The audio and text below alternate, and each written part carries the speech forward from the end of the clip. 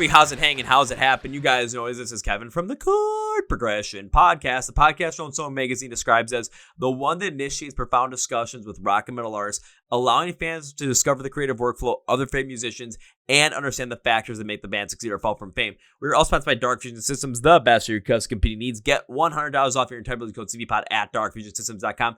Links to the description of the podcast below. Also, go check out the lists on millionpodcasts.com. They have a bunch of different lists. They're ranking the best podcasts for different categories, and we're on 2 of them. We're on the best metal podcast in the world, ranked at number 10. Yeah, we're in the top 10. I still want that 1 spot, though. And for metalcore, we're ranked 2nd. That's silver. I want gold. So that means we got to bring on more metalcore bands, right? That would satisfy both. Here we go. Let's go to our feature presentation. A band that was making waves back in the mid-2010s with a release of their debut album, Life in Exile, in 2018. Went through some hard times. And now they're back with a brand new album coming out on January 30th. We have Sam and Krish from the band Shields on the podcast today. The brand new album, Death and Connection, comes out on January 30th. We talk about the layoff between albums, the process it took for Sam and Joe to create this album, especially after losing their friend George back in 2018, how this all goes to be interplayed into the album, how the sound became much more eclectic and expanding due to their own creative ability to not restrict themselves. And we also dive deep into understanding the idea of why artists are struggling with social media and why a band like Shields is trying to come to fruition with how they're mixing the art with short form content together. That's an insightful piece for all of you guys to listen to, but all of this episode is insightful, and it's a good one. You guys ready? Let's go! Yeah. Well, ladies and gentlemen, boys and girls, listeners of the Chord Progression Podcast. This is a band with a name that you will likely remember if you had been around, especially in the mid-2010s, because they came out with one hell of a banger album, debut album, Life in Exile, back in 2018.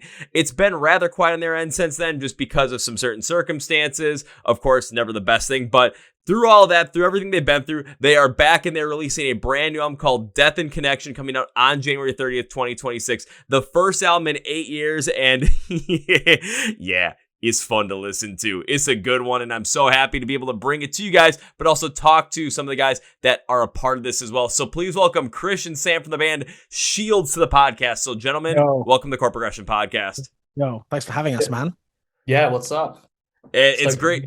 I'll say it's great to have you guys on here, just trying to bring that, positive energy. The sun's actually shining here when it was snowing earlier today, so I'm feeling good. And, listen to the album pretty much throughout the majority of the day, and probably during some work meetings when I shouldn't have been listening to it, but I didn't have to listen to what they were saying. That was not important as to what Death and Connection actually sounds like. Yeah. Love it. But we are getting close to the album release, guys, especially your first album release in 8 years. And kind of like the comeback album too. So right now, right before the release of it, how are you guys feeling right now? Oh, dude, it's been a long time coming. Even in the last 2 years since we set out to do a new record. But yeah, man, it's a bit surreal. It's in less than just over 2 weeks till the album drops on the 30th, and kind of just excited for it to be out as well. So this kind of weight of pushing all the singles and making videos and content, and that whole cycle is not well. I'd like to say it's coming to an end. It's not, because the album's about to drop and now we've got to push it, which in and of itself is great. But yeah, man, I mean, I'm feeling much relieved that we've done it, and everything's fallen into place. And yeah, I mean, it is weird to be dropping a new Shields album for sure, but it's also very exciting all the same. I was going to say, I can understand it being weird and exciting at the exact same time, given the amount of time in between, given what had all happened. But then again, just thinking about the fact that you guys are coming out with a brand new album. You guys have come through and, created a brand new record, a sound that is just absolutely bombastic and emotional every step of the way through, no matter what song you listen to. There's a connection there that people are going to be able to make. And you listen through the singles right now as well, the ones that are out. There's a wide array of singles and sounds you can listen to, so you can see the range that you guys are working within. And then when the entire album drops, you're going to see that range expand even further. So the excitement excitement and maybe some of the nervousness that comes from such this long period of waiting to do this, being able to do this, and then having that release slowly happen until it can finally be full. It's totally understandable, but also justified in that it's going to end on a much more positive note than any of that anxiety or that wonder might be bringing down. Yeah, dude, totally. I think like it was very much a decision as well that like every single we dropped, we wanted to feel like a left turn or a right turn, depending what country you drive in. Like I personally did not want one song that followed the next to be similar or as like diverse as possible. And like the album in itself is all over the place. Like, you know, from the opening track, This Is Not a Dream, which is literally a spoken word poem of like a soundscape of analog synths and stuff, going straight into Abuser, which is like 90 seconds of like blast beats and breakdowns and just an onslaught of like 8-string madness. And then I think I know it's interesting because there'll be a lot of new heads who don't know us, and we'll just be like a brand new band to them, which is kind of was our mindset about like how we're approaching this. Like Shield's point two in a sense, like we are like a new band. Like I mean, there's 4 members in Shields, and only 2 of us are original members. Like Krish, who's on this call with us now, and Ali, our drummer, like both joined around like the end of the writing progress, or like as we were about to start releasing. In fact, Krish actually joined. You joined after we dropped our first single, or just before the first drop? I think Just before Abuser. I think I joined officially maybe towards the end of March, and then we released Abuser in July. In the April, I think. Actually, not. I think it was pretty soon, actually. But yeah, and so it's. I don't know. It's felt. I guess most bands will probably feel like this, but it's all felt like a bit of a mess, but like an organized mess. Like it's been. As soon as we're like done filming one piece of content, a music video, and planning the release, we're already having a conversation about what's the idea for the next video if we didn't have one, or when are we doing this, and when are we going to fit in rehearsal around the fact that we have these shows coming up. Like it's been hectic. Because it's an interesting one. Like me and Krish have known each other for a long time. Krish was in Krish was in a band called High Hopes before Shields, which ended a while ago, and that's actually how we met through touring. And it was. I think I'm curious actually, Chris. Like, what was it been like for you, dude? Like coming into this band when we're like, hey, we've written an album. There's a video shot that you're sadly not going to be in because it was in the previous bass player, but we need someone to come in and join this band and be part of like basically like jumping right in at the start of like an album cycle. Like that must have been pretty fucking mental for you, to be fair. Honestly, it was just exciting because, as you know, my old band, High Hopes, which then rebranded to New Graves, just kind of dissipated back in 2018. I then ended up helping run an animal rescue, so I was doing that for a really long time, and music wasn't necessarily like a big part of my active life apart from my job, maybe. I work for a manufacturer of musical instruments, just for some context. And then I started my own little solo project, and then it didn't kind of work in the way that I wanted it to.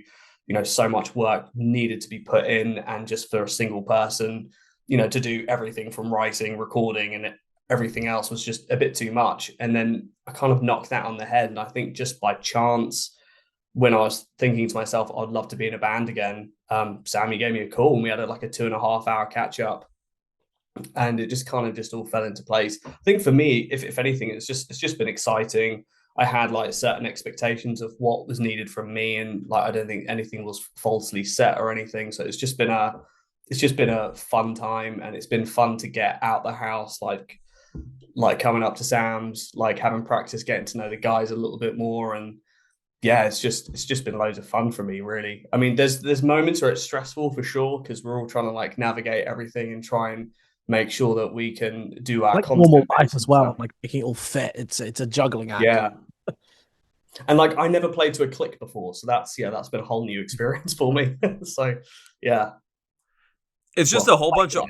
I'll say it's just about a whole bunch of organized chaos you guys are trying to deal with all at once with, you know, here's some shows that you guys are playing. We're working on a music video, working on the single release, and then there's so much more that's coming through it every single day, every single week, every single month. And how do you plan all that? How do you make sure that you stay consistent through all that? And how do you make sure nothing gets lost in the shuffle? And you're right, it is a juggling act. It is something that a lot of those bands that have done this, you know, you guys have done this before, as Shields from the first time back in 2018, but now it's a different game completely because of how the music industry is working, what the pandemic caused, how social media and TikTok have made such a huge impact on how videos are seen, how music is consumed, how discovery is done. So having to deal with all that and the learning curve that comes behind that, even with, the help of the label as well and help of people that have been doing this professionally for quite some time, it's still going to be something that you need to learn, that you need to grow into.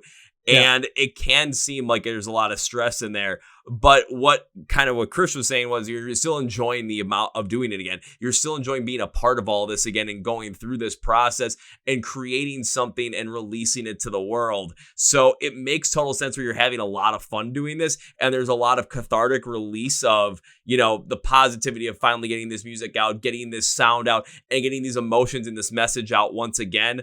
All the while going through all the rigmarole that is required for artists today to get their music not only out there in the public space, but also heard in the public space amongst so much other noise. Pretty much, dude. Like one of the things you just said about the social media side of it, that on a personal note has been like a huge hurdle. And I mean, when Shields initially broke up in 2018, there was social media, there was Facebook, there was Instagram, there was YouTube, there was, I think Twitter was still called Twitter then, but short form content hadn't really like become a thing. Like it wasn't the norm. And like I personally despise social media. Like if I wasn't in a band or in a creative field, I would be either like a post and ghost kind of person, or I just wouldn't have it, because it is just a minefield of like brain rot. And it's one thing that I've struggled with is, we've been pretty much every song we put out, we've then shot like performance like videos and content to make these little clips out of with witty little captions and everything. And it took me a while to like get over like myself and like past my ego that like, I don't want to do that. Like it's kind of fucking lame. I don't want to be one of those bands. But then I look at, just the state of things, and it's what everyone's doing, and it's the game that's being played. And there are exceptions to this. Like there are bands out there who don't do it, but I feel like most of those bands kind of had like an established fan base. So it kind of like negated the need for them to generate that kind of content themselves. And actually their fans make it for them, be it on TikTok or Instagram or whatever. So that was definitely a hurdle. I don't like making it. I don't like having to think about it, but I recognize it's necessary. And I'm trying to like, I've been almost trying to think of it as just part of the art and like of what we have to do, because, I didn't start like making music and like, kind of fostering this dream of like touring and being in a band to also be like an Instagram influencer. Like none of us did. Like, I don't think anyone in Shields is particularly keen on like having a social media presence outside of what's necessary, but it is necessary. So yeah, that's a thing. That's a thing.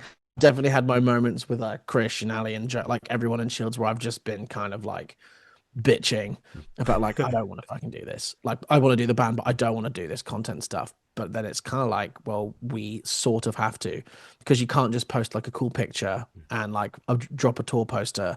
You kind of need to be on it like daily, Monday to Friday. Like weekends don't seem to matter as much, but you need to be posting at least 3 to 5 times a week, and it needs to be good, and it needs to be thought out, and it needs to have viral potential, or it needs to be hooky or something. And I don't know, it to me, it feels like there's this line of where it feels like it's cheapening what we do, like releasing a song that maybe has come from like quite like an emotionally raw place topic wise, to then like put like an Instagram caption on it with like some kind of joke or some kind of funny thing, because humor is like it seems to be the thing that grapples people into like actually giving a fuck and like kind of checking out your music, unless you have like a very specific artful way of doing your content which leans into like a more serious side. But then that just feels like you're capitalizing on like mental health problems being cool, which I'm also not big on. Like we just dropped this song called Miss Me, and I said this in another interview as well, but it's worth repeating again. Like I said to our label, Long Branch, who were very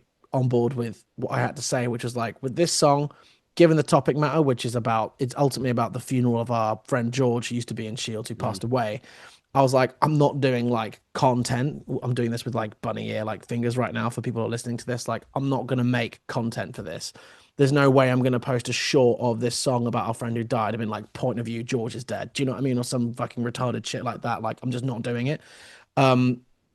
And the fact is all our other songs are like, like not to sound too like self-important, but none of the music we make is like funny or like meant or written to be. It all comes from like personal stories or like places of trauma and difficult things, and that's what we write our music about. And it does feel weird to have to then like make a joke out of ourselves to get people to pay attention. This is all just very my subjective feeling on this. I'm not saying I'm right, but I don't know. For me, that's been one of the biggest struggles, I think, actually, like when like putting out content and like releasing songs, is like just getting comfortable with the nature of social media and just how things work, I guess. Honestly, Sam, what you just brought up is something that even I have struggled with as well, to really understand when it comes to certain artists. It's, why do they connect better on social media than others? And why are artists always heavily, sometimes against or heavily resistant towards doing those short form content or whatever those popular types of content are in this day and age? Of course, we do see some that really lean into the humor side of things, that have fun with it. And those that do, I mean, we've seen success in it. Electric Callboy is a great example. But what the difference is we listen to music from bands like, I'll use Electric Callboy, and the message and what the songs are written about don't have that just absolute raw, deep, personal human connection. Intentionally fun. It makes sense. Yes. And they're a sick band as well. Like, I completely agree. But then we're not Electric Callboy. Another great example would be a band that we're friends with, that we're touring with at the start of February, Via Nova. Yes, they have absolutely nailed their social media game, and it doesn't feel forced. It feels part of their like intentional little fictional world that they're building, and it's fun, and you feel like you're part of the journey of it, and like and it doesn't feel like it takes away from their songs at all. And this is what I mean. This is really a me problem. Like, this is not me. I'm not spewing hate at the world or anyone specifically. Like, I'm still wrapping my head around like being comfortable with it, I guess. I don't think it's necessarily a you problem. I think it's more of a connecting to how people are connecting with music, and people are discovering, not necessarily connecting, but how people are discovering music and getting into it via social media with the popularization of short form content and how that's being consumed versus what is actually at the core of this music. Because you have artists like yourself. I mean, I'm wearing a We Came as Romans shirt right now, when in 2022 and they came out with Dark Bloom, with how heavy that was around the death of Kyle Pavone, and just seeing how that content has to get put out there. It's when it's like, okay, we have to make that quote unquote content that is going to connect it back to some sort of humor, some sort of something that's going to be more lighthearted, that's going to connect with people on just that quick flash. It feels like at times you're taking away from the actual message, you're taking away from the actual weight of the emotion that's being in there. And it feels like at times you might be cheapening what you're trying to say. So when people actually jump into the music, now there's a disconnect between what they saw and what they were hearing. So now that expectation is broken, and they're not going to get into it, or they're going to completely pass the band aside, or maybe they're not ready to deal with that type of emotion, and the expectation was it wasn't going to be that heavy.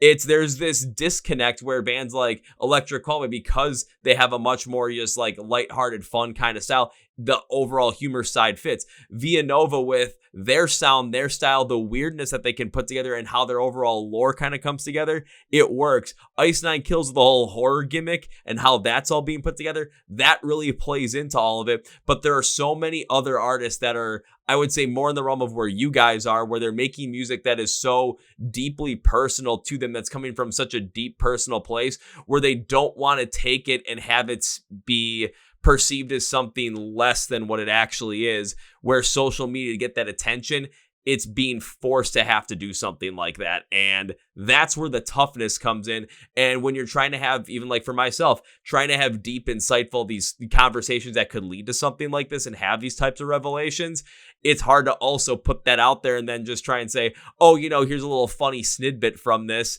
And then it doesn't actually represent what we were talking about. And then the whole entire idea of what we were going to be going after and this great profound moment that we could have could get so skewed that now only people think about that short clip, and the actual message gets completely distorted and lost. That's something that, as creatives, you don't want to see happen to what you're actually putting out there.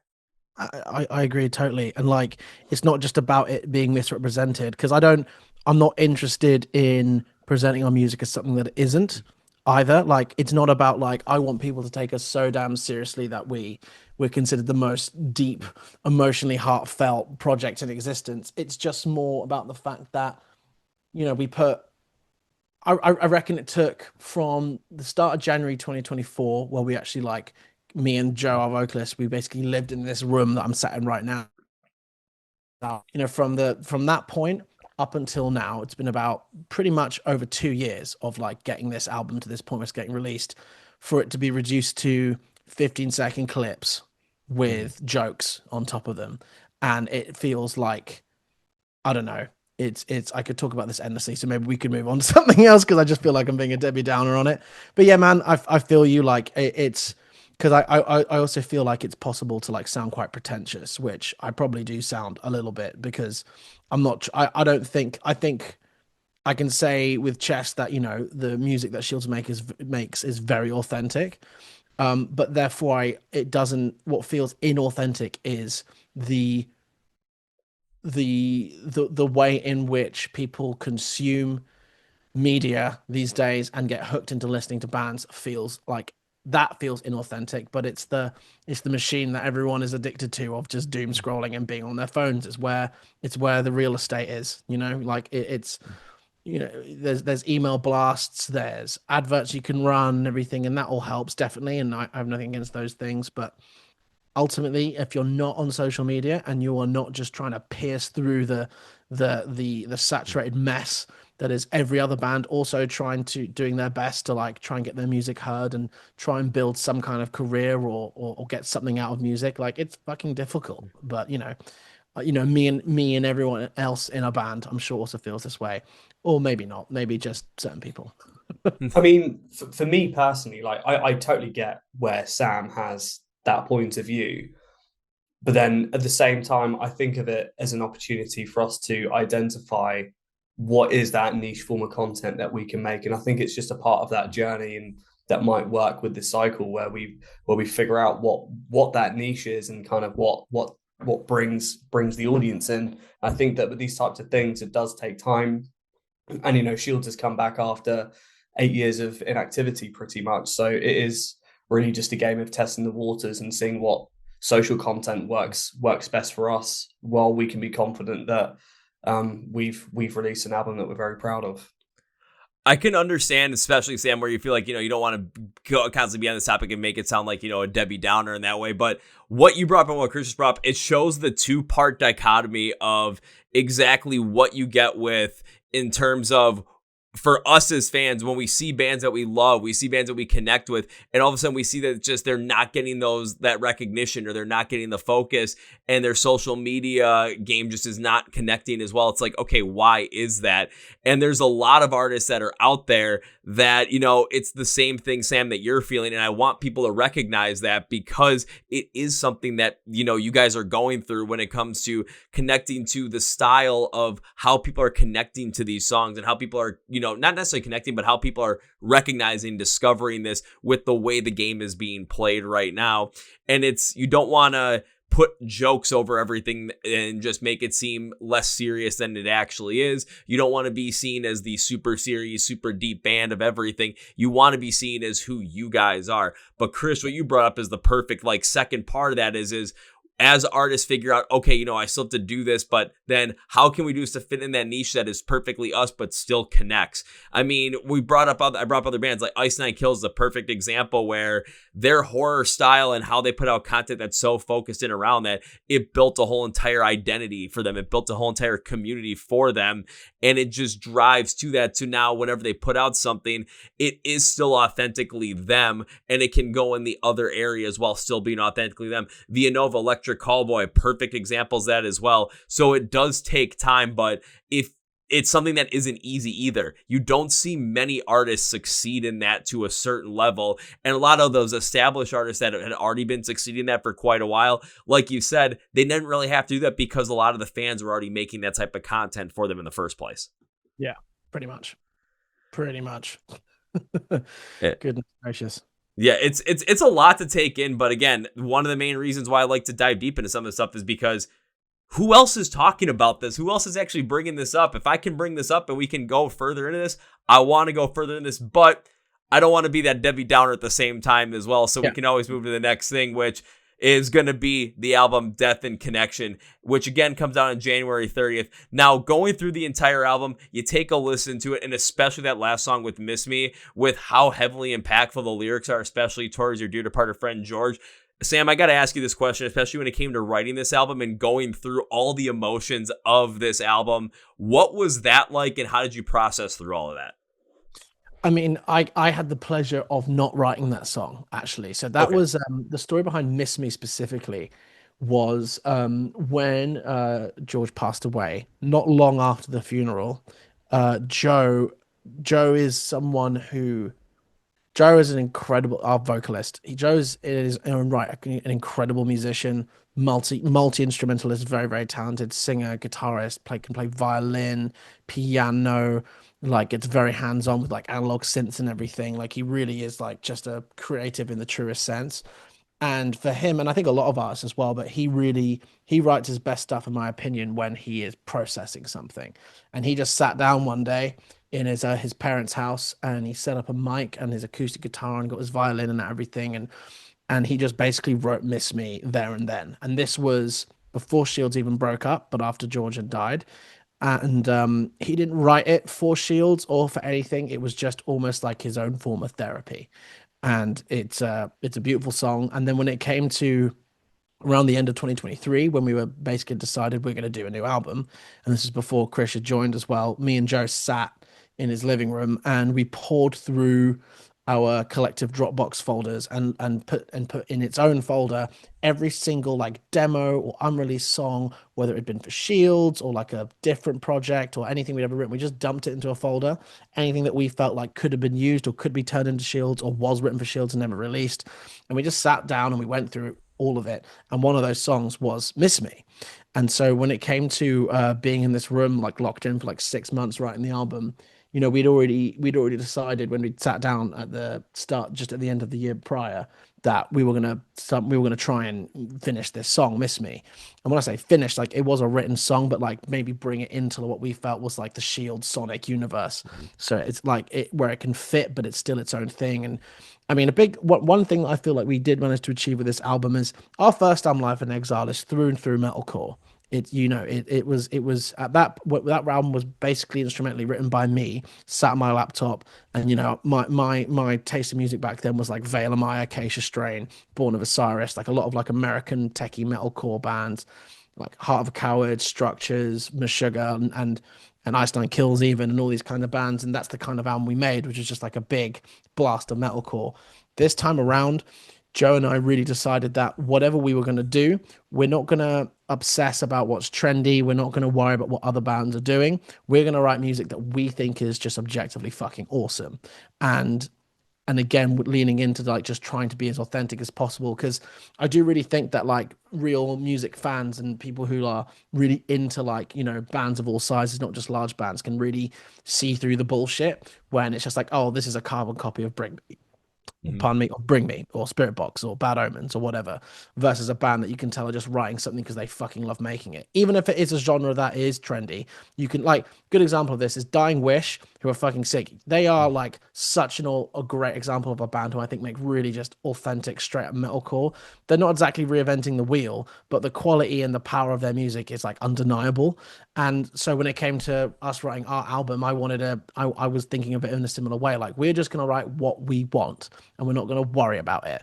And I think that is why our album is so diverse. And when it came to Miss Me, Joe basically had the session of the demo, brought it open. So much of like the acoustic guitars and all the instrumentation, like all the violins and other instruments that I can't even remember off the top of my head, like are from the original demo. The only things that kind of got remade were like the sort of like heavy climax of the song with the bigger like drop tune guitars and stuff and like the heavy drums. That's kind of what got added afterwards.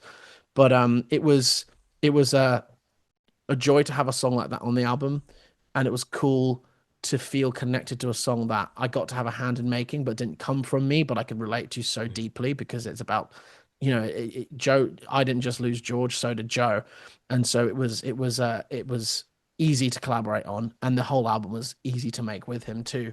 Yeah, it was definitely in of itself a therapeutic process for Joe and I, because both of us had been, we broke up in 2018. For about 5 years, me and Joe went off and did our own things. We've always been friends, that never changed. But Joe moved all the way up to Newcastle, which is in the northeast of England. I stayed down around sort of London, Hertfordshire way, which is in the south of the country. I was in my own projects doing my own thing. Joe was doing his own projects. And then by the time, we got back together, we'd both been through so much. We both had two really quite long-term relationships that came to quite cataclysmic ends. And the time we spent together making this album, it was therapeutic, not just because we were processing a lot by like creating these songs and writing these lyrics about basically the last 5 years of our lives, but Joe and I were then spending like some real like one-on-one physical time together as like basically like brothers, which we'd not had as friends in a while as well. And it was very intense, honestly. Like, I know that sounds like a very cliche thing to say, but it was like, I'd not spent regular time or hung out with Joe properly for about 5 years, and then suddenly we basically lived together for like a year straight, and it was awesome. It was great. And yeah, I mean, the whole album is definitely, it's a labor of love, and I can say this with complete confidence that the album that you got to listen to would not exist if we hadn't done it together. If I'd written an album by myself, it would have been something else entirely. Same if Joe had done it by itself. And it was the fact that we had each other to bounce off of, and sounding board. And there are songs that I kind of wrote in on my own without input from Joe until the last minute, and vice versa. But then there are other songs that we Frankenstein together. But because we were just in this atmosphere, and we were always asking each other for opinions, like, what do you think of this lyric? What do you think of this melody? Does this breakdown fucking slap hard enough, or whatever it was? We were there to bolster each other, and also to like, we both agreed that we were not going to ever get offended, and there was no such thing as like a bad idea. And especially if, like, for example, we have a song called Wolfskin, which is a song that I pretty much wrote from top to bottom. And Joe's input from that came from when he recorded his vocals. I did some scratch vocals as a reference for Joe, but I was like, you do you, bro. If you want to do highs, you want to do lows, you want to scream it, or you just want to shout it with like zero technique to get like a really raw performance, like, absolutely go for it. And when it came to like me recording my clean vocal part on that song, I remember I kind of smashed through it quite quickly, and I was pretty happy. And I showed it to Joe, and he just goes, "You can do better than that." He didn't give me any other notes. He just said, "You can do better than that." And slightly like with a slight pang of frustration, I went back in the booth and re-recorded it and kind of changed the melody a little bit and worked on it. And I'm glad he hit me with that, because the result was far better than what it would have been. And so, yeah, it was a labor of love, and sometimes tears and often sweat when it was like the summer and this room is like no central heating or anything like that. So we were baking alive in here. It was intense. It was very intense.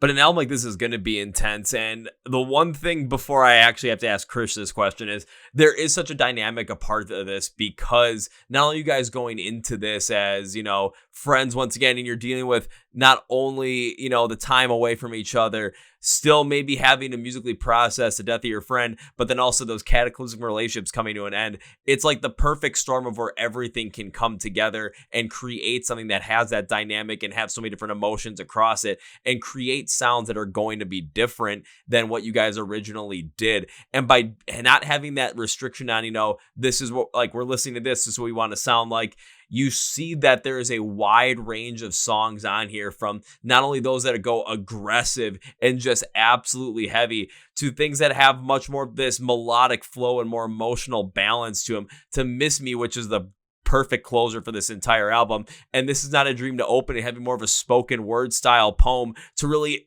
overlay the entire sound as it is, and overlay the entire experience of what is to come. But before anybody else really got to listen to it, before fans started to get to listen to it, you had Krish join the band post-recording, and of course, as someone that's right here, got to hear and understand these songs before pretty much the entire public did. So Krish, when you first got to hear these songs and first got to really digest them, what were your thoughts and reactions to Death and Connection? So when I received the album, I was like, right, I'm gonna go hop in my studio, make sure the Gen Lex are powered on, and just listen to it with ultimate authenticity. So even though I've known Sam and Joe for probably the last decade, I was also like a fan of Shields. Like when Life in Exile came out, I remember walking to work and I was listening to it nearly every day when it first came out, and I was like, "Yo, this record slaps."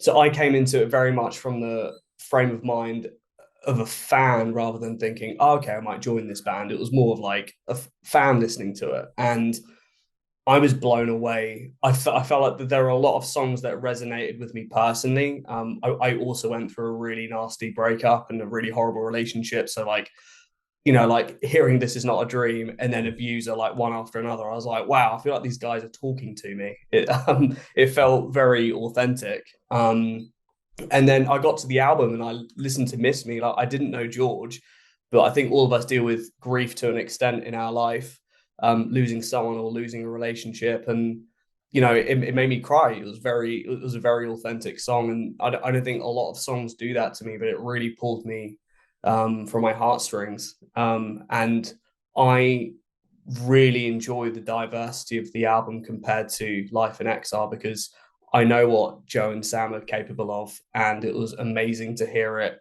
on the record. And I think like it's funny because I struggle to find a favorite song. I remember when I first listened to the record, I was like, "It's Abuser," and then I was like, "Oh no, you know what? No, it's Womb." Oh no, okay, no, now it's Death in Connection, and then it always changes. Like I've always got a favorite song. I think Wolfskin. Actually, after I listened to Wolfskin, I had to pause it because I was like, "Whoa, this is intense." I like to use the term. I felt like I was mentally molested. It's probably a really weird term to use, but like, yeah, it just, but like, it was intense, but like in a very good way. And I was very stoked to be part of the band when I got asked to join. And, I've been very excited for everyone to hear these songs. I mean, from not only someone that you know, but also someone that's just hearing it for the first time and getting that proper experience of getting all the levels right to really feel it. You're going through an album and you're seeing, I'm having a different favorite song every time I listen through this. That shows the diversity and the range of this album. And especially, you can see it in the singles that are released right now, too. Abuser being a 90-second, just absolute rip of a song that's just blasting you in the face every step of the way. Wolfskin, if I go back to my notes section, because I go through every single song, I don't want to miss out on every little bit of it.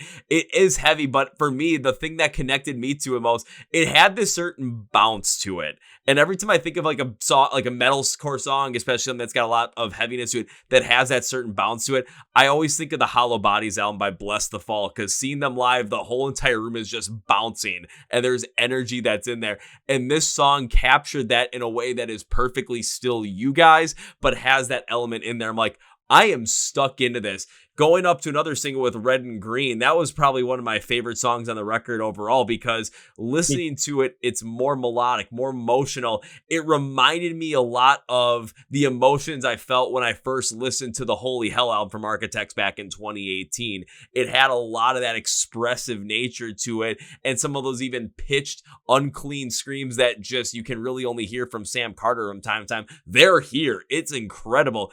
And then when you end it with Miss Me, now you have a complete array of sound, and I would say everything fits into that array between Abuser and Miss Me, but that doesn't even cut it because there are other songs on here that go in different directions, but it all still sounds like that whole cohesive unit, especially when you listen to the album from beginning to end. It totally fits every step of the way. So going in with that idea of, we're going to write this just how this is going to be. We're not going to try and set any kind of expectations of what we want to hear. No idea is a bad idea. That's when you get that idea of an album that's going to become more eclectic in the sound, more diverse in the sound, and is going to show so much more range than you could possibly imagine. And you hit it here. Dude, thank you so much. That's I couldn't ask for for more compliments than you just dumped all over us. So thank you. I mean, I don't know if I have like a favorite song. I feel like because this was an album that I was so soaked in the creative process of, and I feel like anyone who's ever made anything could relate to this, is I'm so familiar with the music. I was so involved every step of the way, even on songs that I didn't write myself, but I was there as they were getting made and throwing in my comments every now and again, or having like a sit down with Joe, like on Red and Green, for example, which Joe slaved over that song. That's very much his baby. it was so meticulous. Every little like that song is one of the hardest songs for us to like set up to play live, for example, with the backing tracks, because every chorus is a different tempo. Almost every section change, there's a tempo shift, and it's all very intentional, and it's very, like I said, meticulous and specific in the way it moves. So you don't always you can feel the changes of pace, but it's not obvious that it's necessarily like changing actual speed, and sometimes it's subtle. Like I think every chorus is a bit faster than the last one, but it's by like 3 BPM.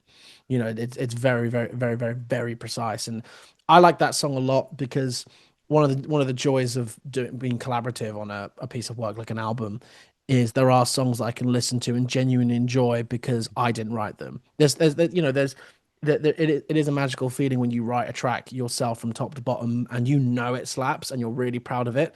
But it's even cooler in its own way when you're in a band and a song gets put out and that you weren't as involved with it and it that slaps as well, and you just get to kind of enjoy it for what it is. And I remember like so well, like all the little, I couldn't even tell you where sometimes my ideas come from, but I remember moments like where I thought of like the initial idea for like the Wolfskin riff, and then like sitting down and demoing it, and then kind of going, I feel it's going to roll into this and roll into that.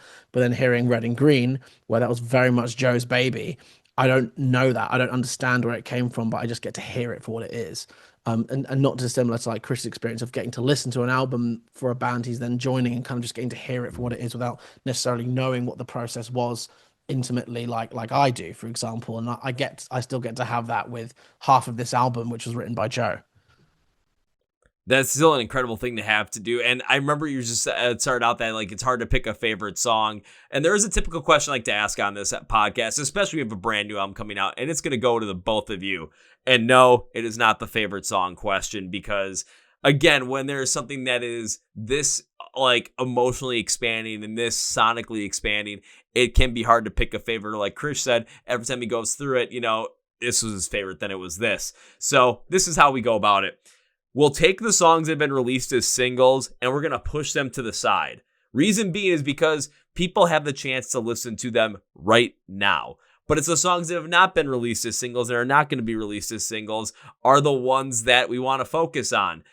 So out of the songs that are going to be released on release day, the songs that are not singles, which is the one you are most excited for people to hear and why? Shall I go first? Yeah. Jump in. I'm going to say Lacerate. And the reason why is it's just full of aggression. Again, it's got lots of grooves and it's super catchy.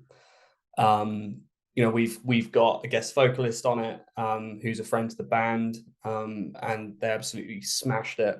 So I'm very much looking forward. Graphic Nature, fucking sick band. Yeah. Harvey Freeman from Graphic Nature. Absolutely smashed it. But yeah, I'd say that's the one that I'm most excited to get out there and for everyone to listen to once the album's out. And we're going to be playing it live for the first time on tour soon, which is fun. Hell yeah. Yeah. I think for me, I was thinking about this. I'm still thinking about it. I think I'm very curious to see what people make of the title track, Death and Connection. I don't do any singing on that. It's primarily like aggressive screamed vocals. And that is a song that's full of left turns. It's about 5 to 6 minutes long. And there's a guest feature on that one as well, which is my dad, Jonathan Finney. And my dad is a professional opera singer. And the track concludes with my dad basically like ripping this like solo, basically like this solo moment of him like, singing, like it sounds like singing from like the top of Mount Doom, as there's these like thunderously like loud guitars and like drums and choirs and strings and everything. And the song starts with like Black Dahlia level speeds, like blast beats and like crazy like aggressive chords, and it goes into a breakdown, and then it goes into like a calm clean guitar sort of folky clean section, then into like a very Humanity's last breath inspired like bendy slow halftime riff, and then finally you get opera. It is such a that song is a journey. It was nearly gonna be the conclusion to the album, I think, at one point, because we weren't set on what was going to conclude the album at first, but when we had it all together, it was a question of I think Miss Me was potentially going to be in the middle somewhere, and then Death and Connection was going to be the ending. But Joe said this the other day, and I agree with him, where you have Death and Connection would be like the obvious finale. Like if we hadn't written Miss Me, Death and Connection probably would have been the finale. And you could listen to it and it would make sense. It's like a big epic final song, which is just relentless. But I feel like it's a bit like I'm trying to think. I've got a good analogy actually. So I know there's mixed opinions on this, and I personally wasn't a big fan of how they finished Stranger Things. I don't know if you're familiar with that show. I mean, I'm sure you're probably familiar with it if you haven't seen it, but spoiler alert for people who haven't seen the ending of Stranger Things. But there's this humongous battle with the Mind Flayer, and there's this huge, gigantic alien, otherworldly, ethereal, from a different dimension monster, and it's all been building to this climax where the main characters have to face off, and they defeat it. And then the last half an hour, 45 minutes of the episode is just the aftermath of how everyone lives their lives afterwards. And I feel like that's sort of the energy you have from having Death Connection followed by Miss Me, where there's this big, great fuck off ending. And then there's what is it called? You have a prelude and a outerlude. What's the like an epilogue or something like that? Yeah, I guess is that I'm not, I can't remember the phrase, but yeah, and Miss Me is just a little cherry on the top, basically, like energy wise, because it has its own epic finish within it, but it's a much slower march, like somber feeling, where Death Connection really is just another rager, with like a big bong on the end. I mean, a big old ring out in the end with like rushing cymbals and everything fades to the end, and it would make sense for it to finish there. But then you just have Miss Me slide in with this acoustic guitar, and Joe's gone from screaming his fucking head off at the top of his lungs to this very reduced, calm and melancholy folk song. And so yeah, I think anyway, I'll pull myself out of this rabbit hole. Definitely Death and Connection. I think that's a favorite of mine that wasn't a single, because it's just so weird. I think those are two great picks though, with both Lacerate and Death and Connection. Lacerate just with the I looked at it as just a shorter song that's an absolute win from you guys. The program, the distortion makes everything work on that, to the heaviness that's included on there. Death and Connection, it goes through so many different twists and turns, and it does sound like it should be the conclusion of the album. And I had no idea that was your dad at the end of the track, so that just makes it even more insane. For me, the one that I'm most excited for people to hear on release that's not been released yet is Womb, because it still has that heaviness to it. But the up-tempo chorus and some of the cleans on there reminds me of a segment from like the last Stick to Your Guns record that came out in January of 2025, and it just had this accessibility to the heaviness that really stood out. But I want to just jump back to Death the Connection, because potentially being the last track, but then with Miss Me being at the end, I get where you're going with the Stranger Things idea. For me though, like I would connect it to the end. I mean, it's gonna sound weird, but I'm gonna connect with the ending of the one of the Fast and Furious movies, the 7th one, because you get the big old scene in LA where they're running cars around everywhere, they're shooting down helicopters. Vin Diesel tries to drive a Dodge Challenger off a parking garage, and it's like that's the logical conclusion, and the movie could have ended right there. But then they had to do the full-on epilogue of saying goodbye to Paul Walker and ending his character's arc there, and how they did it in a completely more somber tone and more of a different color palette. It was much lighter. It was much more warm in terms of the feeling around there. And it was a completely different emotion, but it fit the overall ending of the movie to close it out like that. And essentially for that should have been, for my opinion, close out the whole entire movie franchise. However, with this album, it had that very similar feel with Miss Me at the end, where it could have been the ending on Death and Connection with that song, but having that epilogue part in there, it enhanced the overall story, because now you see this closure at the end of it that didn't need to be there, but after the song was put there was the thing that closed it out the way that it should have been closed out to its most impactful. Yeah, I feel that. I would agree with that, definitely. I just feel like there was no way Miss Me wasn't going to be on the album, especially given what the song's about as well. Mm-hmm. And yeah, I think it's fitting that despite the nature of the song, it starts off very somber and it goes dark and it goes sad and it goes heartbreaking. And then the song literally ends in a major key. The album starts in this dark, acrid, dystopian, ugly kind of very the pits of depression type of feeling. And then there's this song about our friend and the day of the funeral and everything. And it's such it's so relatable. I think loss and grief.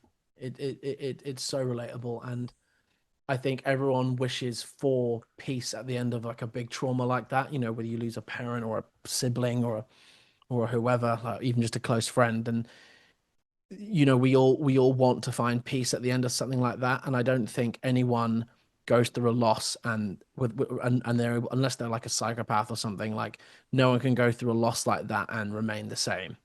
It forever changes you. And that's okay.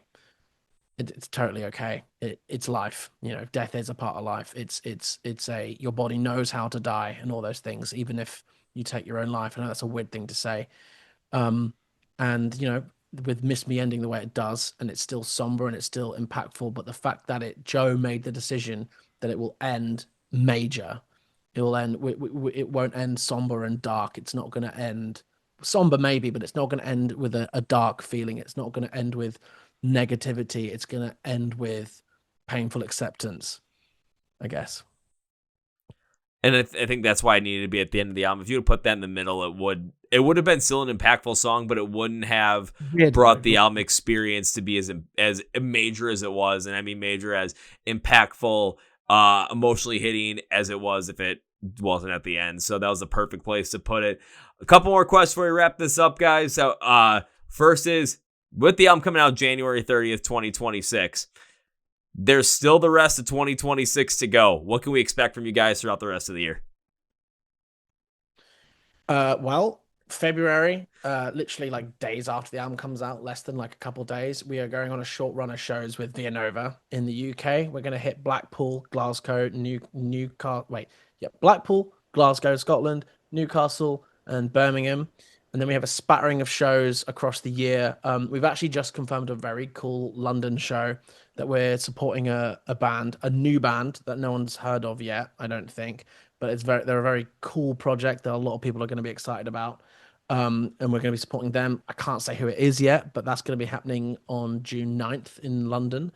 And we have some stuff in the works, but it's too early to like announce or say what it is. But the plan is to be on the road, primarily in the UK, hopefully get out to Europe as well. I would love it if we could get out to America. I don't see it happening this side of this album cycle, but that is something that's definitely on our checkbox list to get done at some point. It would be a dream for Shields to make it over to America. And I know I think primarily our listing base is actually in America. So there's definitely something we want to get done at some point. But yeah, shows, tours, all to be announced soon. And also within that, like, given the speed that things move at these days, we'll be working on another release probably quite soon, just to get ahead of ourselves more than anything. The still organized chaos. The party never stops when it comes to trying to create music and let it out in this day and age. I always got to ask the question, like, what's coming next? Of course, I always hope to hear new things, but I know there's things that are in the works that you can't talk about. I'm going to be curious to see what happens on that June 9th show and see what the band is. Again, not saying it now, because if we can't say it now, I'm not going to put you guys in a compromising position. So we're just going to leave it as just watch out and wait for it. But I got one other question I want to ask before we wrap this up. It's something I like to ask every artist that we bring on the podcast. It's something for us as music lovers to continue to discover more new music without having to always go to, TikTok and cringy videos at times, but also for you guys to support the music you love. Now, I'm going to limit it to 3 total between the two of you, because otherwise we're going to be here all day. Between the two of you, can you guys name me 3 bands or artists that you love that you would love to see more people get into right now? This is a tough question, by the way. Think about this. Yeah, it comes flying in right at the end. It's just like, shit, what am I supposed to do now? There's a lot of bands that I love and that I support and would want to say, okay, I've got one. I've got a few, actually. Graphic Nature, 100%. They're fucking sick. They're a really, really cool new metal-y kind of UK garage inspired thing. They were on most of, if not the entirety of, I think, Stray from the Past like final tour they just did on this side of the planet. They crushed that. There's a cool band I've been getting into recently from Germany called I'm actually going to double check how to pronounce their name because they're from Germany. I was going to say, because it was just by you saying pronounce it, I think I know which one you're talking about. Avrilize. Yep. Avrilize, they're very, very cool. They're I would say they're in a similar sort of realm without being the same as Villanova, but it's not quite as heavy. It's very catchy and it's funky in places. It's incredibly fun, and their music videos are sick too. And lastly, I would probably say As Everything Unfolds, and they're just a great UK band that we're friends with, and they've shot some content and videos here at where I live as well, and they've been in the scene as long as Shields have existed as well, and they're from a similar area as me. So those three bands: As Everything Unfolds, Graphic Nature, and Avrilize.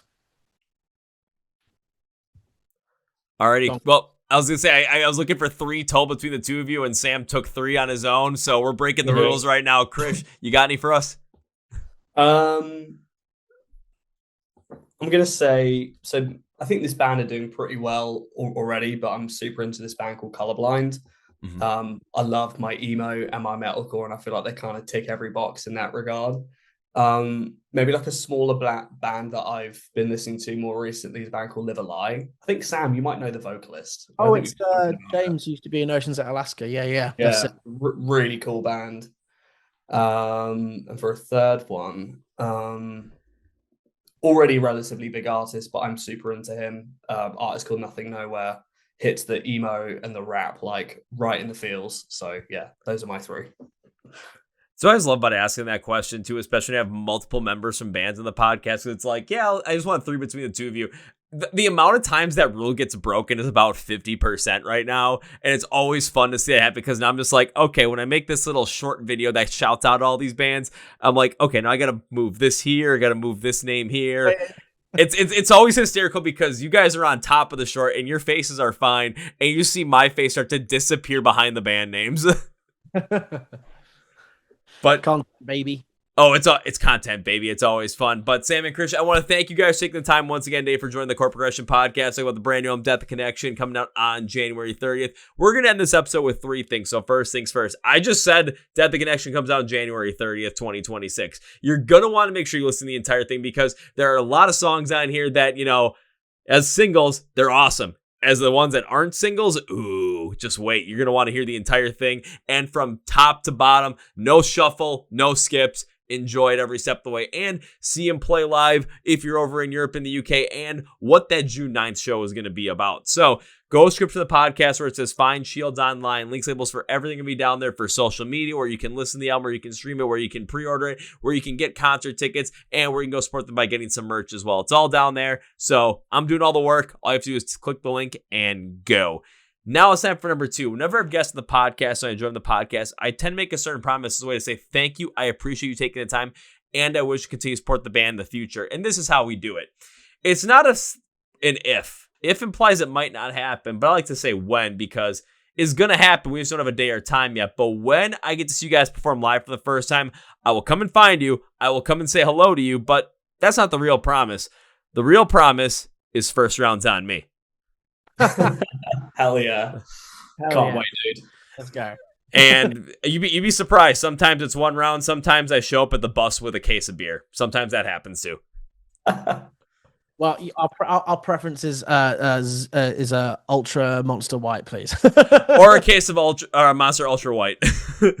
Yeah, give me some caffeine. That's why I say drink or first round instead of drink or like beer or something like that. Because I know not everyone's into that. I know not everyone does that, but always got to be willing to accommodate and always got to be willing to be flexible. Am I right? Appreciate you, bro. Thank you. Well, we're going to be wired then for your show if that's the case when that day comes. But now it's time for number 3. I cannot end this episode by saying goodbye. That is way too final. We made a promise that revolves around Monster, the white can. So we're going to make sure that happens. Plus, I got to see play. Beyond that, though, I want to thank you, and I would love to bring you guys back on the podcast once again in the future. This is a lot of fun. So goodbye is too final. I'm going to end it by saying, I'll see you later. See you later, bro. See you, man. Well, folks, my interview with Sam and Krish from Shields, and now it's time for Kevin's final thoughts. So there are 2 pieces I want to go about this. The first is be sure to go back and listen to what Sam was talking about with social media and understand as an artist or understand why artists that make music, why a lot of them might not be hitting the same social media highlights as some of the other artists. Yes, we brought bands like Electric Callboy, Ice Kills, Via Nova that are doing this insanely well. You can put Sleep Token into that conversation incredibly, prominently as well. But a lot of the artists that are out there, we understand that the music is very personal to them. It's very emotionally impactful to them. And when you're trying to take that and put it into a short form video and potentially put something different over it that is going to capture the attention of users on social media and how that is going to interplay, like put humor over something of a song like Miss Me that's supposed to be very, very poignantly emotional and very impactful. It's not an easy thing to do, and it's not something that art sits well with very many artists, especially if they pour their heart and soul and emotion from a personal, very, very, very heavy topic into a song. It just doesn't make sense in trying to it's not an ego thing, it's just trying to come to fruition with how do we do this without changing the expectation of what the song is? Because if I go into a song and all of a sudden I think, I see it on a short and it's like, oh, it's supposed to be a little bit of a joke on the short, but then you listen to the song and it's completely different. Now my expectations are skewed and I don't connect with the song in the same way and I might be put off from it. But bands like, I brought up Electric Callboy, Via Nova, Ice Kill, Sleep Token, they have carved out that niche for not only the type of content that connects with people, but also elevates the absolute meaning, message, and style and brand that they have. So that's where artists are really trying to struggle to come from, part one into part two. And I'm glad Shields was able to bring it up. But the other thing is, take a look at how deep and in depth this album goes. And through all those different emotions that Sam and Joe ended up working through, processing grief around George's death, processing through two cataclysmic relationships and just the time apart and just coming together to see this, not putting any restriction on what their expectation was, led to a sound in an album that is much more eclectic and much more expanding. And you see it. We brought it up on the singles right now. Abuser is heavy. Wolfskin is heavy as well with that bounce. Red and Green has an emotional weight and emotional impact of an album like Holy Hell by Architects. Miss Me is a complete left turn in terms of sound and style for the band. You guys haven't even heard This Is Not a Dream in its spoken word style. But all of this interplays into something that is uniquely Shields now, but at the same time conveys all of that emotion in a full experience. That's the key. It's a full experience. So I implore you to listen to Death and Connection from top to bottom. No skips, no shuffle, really take it in. I want to thank Sam and Krish for being on the podcast today. When it comes to Shields, go shoot for the podcast. Full links, labels for everything are going to be down there for social media, where you can find the album, where you can pre-order, where you can buy it, where you can stream it, where you can go see the guys play live, and of course, we can go get some merch, support them as well. It's all down there. Be sure to click the link and go follow them. Please also follow us at the Chord Progression Podcast, Facebook, Twitter, Instagram. Those links are below as well. The subscribe button on YouTube is right here, so click it or hit the subscribe and follow button on Spotify, Apple Podcasts. The more the merrier. Please come along on this journey because we put out episodes every single Tuesday and Thursday with great bands, and man, these conversations keep getting better and better. And hit the like button as well because that helps push us in the algorithm. And give us a comment. What do you think about that whole entire concept when it comes to social media and artists? What do you think about the placement of Miss Me at the end of the album? What do you think about Miss Me as an entire song? What do you think about Red and Green? What do you think about Wolfskin? What do you think about Abuser? Let me know. I want to hear what you guys got to say. So thank you all. Thank you, Joe. Or not Joe. Thank you, Sam. Thank you, Krish. Guys, I appreciate it. And that's going to be thank you for listening to the Chord Progression Podcast. My name is Kevin. And you guys know how I end every single one. I'm the big, healthy, and hearty. See y'all. Yeah.